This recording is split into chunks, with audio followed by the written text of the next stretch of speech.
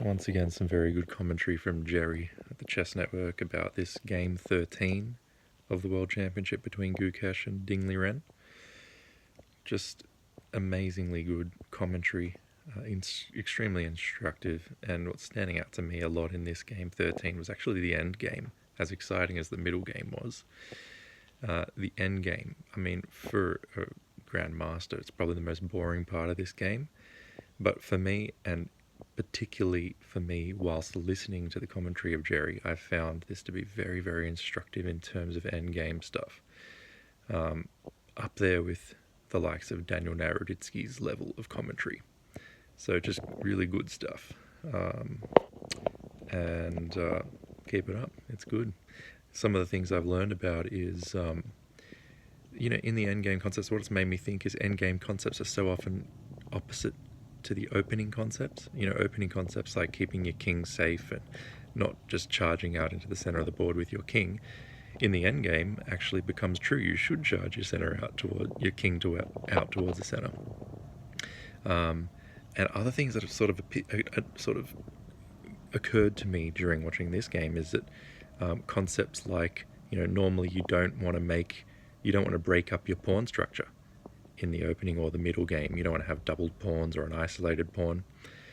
But in fact, in the end game, that rule can also flip on its head, and it can be actually a really good move to, create for yourself an isolated pawn, because that isolated pawn may in fact be isolating that pawn from the rest of your pawns, allowing it to break away from the pack, may be the only thing that ever turns that pawn into a passed pawn. And so you have to be open to that possibility. Therefore, in the end game, creating an isolated pawn or breaking your pawn structure can be a very good thing, whereas in the middle game or the opening in particular, it's tends to be something you want to avoid.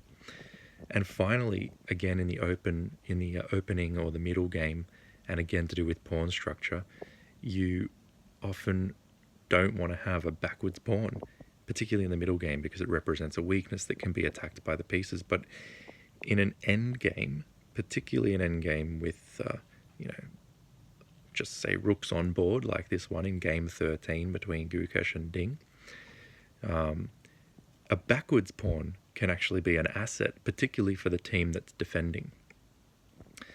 And the backwards pawn is normally seen again as a weakness during the middle game, but in the end game, in this case, it can be actually a strength.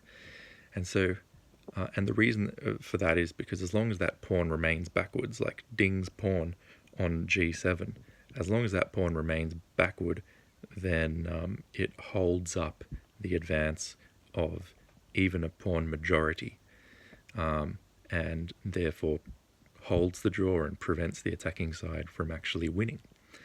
So, there's a few examples of how endgame concepts and play in the endgame can in fact be oriented by a reversal of concepts that normally guide the opening or the middle game, and thereby very much kind of not distinguish it, but give it its own special place in chess. And that's why it is identified as a separate part of the game. It's its own kind of a sub-game within the game. And in that sub-game, there's different rules and principles, and it's just very fascinating. And all of this has come to me from watching the Chess Network, and it's very good stuff. I recommend it.